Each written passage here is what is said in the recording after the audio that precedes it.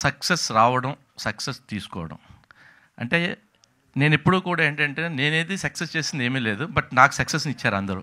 ఎట్లా అంటే, ఒక మంచి కంటెంట్ ఉంటే, అవును మేడం, ఇది శ్రీరామ్ గారు అయితే ప్రాపర్‌గా ఎగ్జిక్యూట్ చేస్తారు.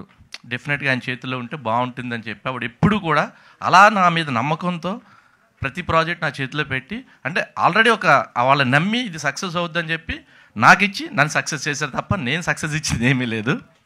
ఓకే, ఈ కంటెంట్ గురించి మాట్లాడాలంటే ఫస్ట్ రైటర్తో మాట్లాడాలి. రిక్కీ చేసిన తర్వాత ఆల్మోస్ట్ నేను ఒక 10 to 15 కంటెంట్స్ విన్నాను. ఎక్కడా కూడా నాకు ఏ సబ్జెక్టు నచ్చలా. ఆఫ్టర్ దట్ అంటే నేను ఎప్పుడు కథ ఎవరైనా చెప్తే ఏంటంటే అది మనల్ని హాంట్ చేయాలి బేసిక్గా. అంటే కథ గురించి మనం ఆలోచించాలి. ఈ సీన్ అలా ఉంది, ఆ సీన్ అలా హాంట్ చేస్తే డెఫినెట్గా సక్సెస్ అని నేను నమ్ముతాను. ఫస్ట్ టైం దివ్య గారు వచ్చి నాకు, అంటే యాక్చువల్గా దివ్య గారు నాకు చెప్పలేదు ఫస్ట్. అది ఎక్కడెక్కడో తిరిగి ఆ తర్వాత జీకి వచ్చి జీలో చెప్పి, సో జీలో చెప్పిన తర్వాత ప్రొడ్యూసర్ ఎవరు అని అనగానే శ్రీరామ్ గారికి ఇద్దాం అని అను మేడం అంటే ఇమీడియట్గా ఆవిడ ఓకే అండి, శ్రీరామ్ గారితో నేను రెక్కి వర్క్ చేశాను కాబట్టి ఓకే ఐఎమ్ హ్యాపీ అని చెప్పి ఆవిడ నా దగ్గరకు వచ్చి నాకు కథ చెప్పంగానే నేను ఎంత హాంట్ చేసిందంటే కదా, భలే ఉంది కాంటెంట్, ఇలాంటి కాంటెంట్ చేస్తే డెఫినెట్గా సక్సెస్ అవుతుందని చెప్పి ఇమీడియట్గా ఫస్ట్ డేనే నేను ఆవిడ చెప్పగానే చాలా బాగుంది దివి గారు అంటే, నేను తర్వాత కూడా 2-3 సార్లు ఆవిడ కాల్ చేసి చెప్పాను చాలా బాగుంది కదా, చాలా బాగా చేశారు అని. అంత ఎగ్జైటెడ్గా ఉందన్నమాట స్క్రిప్ట్. నెక్స్ట్ అభిజ్ఞ దగ్గరికి వస్తే, నేను ఒక 2-3 హీరోయిన్లు చూసాం దీనికి హీరోయిన్ ఎవరు అని చెప్పి. అందులో ఒక ముగ్గురిని సెలెక్ట్ చేసుకున్నాం. ముగ్గురిని సెలెక్ట్ చేసుకున్న తర్వాత అభిజ్ఞ ఆఫీస్కి వచ్చి స్క్రిప్ట్ చదివి నాకు చాలా బాగా నచ్చింది, నేను చేస్తాను అంది. అంటే తనలో నేను ఆ ఎగ్జైట్మెంట్ కానీ ఆ ఇంట్రెస్టింగ్ కానీ చూశాను, మిగతా వాళ్ళలో నేను చూడలేదు.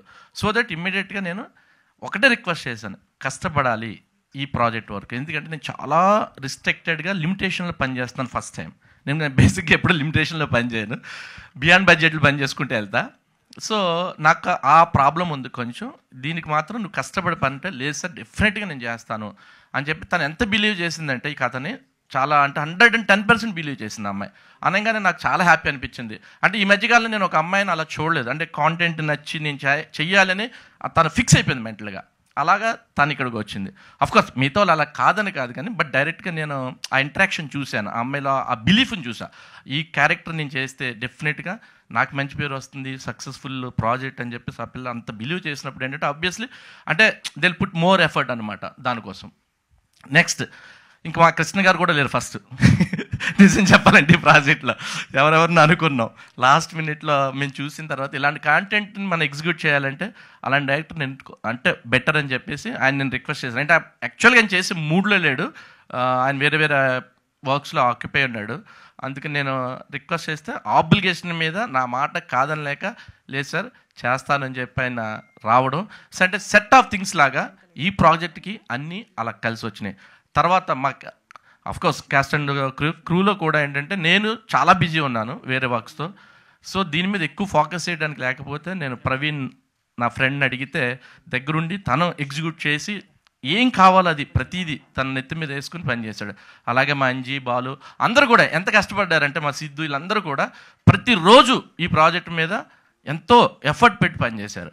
నెక్స్ట్ ఎస్పెషల్లీ నేను థ్యాంక్స్ చెప్పాల్సింది ఎవరంటే మా ఆర్ట్ డైరెక్టర్ ఉపేంద్ర కూడా. ఎందుకంటే దీంట్లో ఉన్న టాస్క్ ఏంటంటే ఆ 80s 90s దాన్ని మనం క్రియేట్ చేయాలి బేసిక్గా. ఇప్పుడు ఎక్కడా లేవు ఆ కైండ్ ఆఫ్ ఇది. చాలా అవుట్డోర్లు చూసాము, అవుట్డోర్ వెళ్ళి చేద్దాం అనుకున్నాం, ఊర్లు తిరిగాము, బట్ ఎక్కడ మాకు ఆ కైండ్ ఆఫ్ కనెక్ట్ కనిపించలేదు. సో ఇక్కడ వరకు మనం ఎక్కడి వరకు ఏం చేయగలుగుతాం అని చెప్పేసి కొన్ని ఫిక్స్ చేసుకున్న లొకేషన్స్, అక్కడ సెట్ ప్రాపర్టీ మమ్మల్ని తీసింది ఏంటంటే సెట్ ప్రాపర్టీ అండ్ కాస్ట్యూమ్స్. అలాగే అంజలి గారు డిజైనర్ కాస్ట్యూమ్స్, ఎందుకంటే ఆ టైం కాస్ట్యూమ్స్ ఎట్లా ఉంటాయి వాటి మీద రీసెర్చ్ చేసి అవన్నీ నెంబర్ ఆఫ్ ఎగ్జాంపుల్స్ తీసుకుని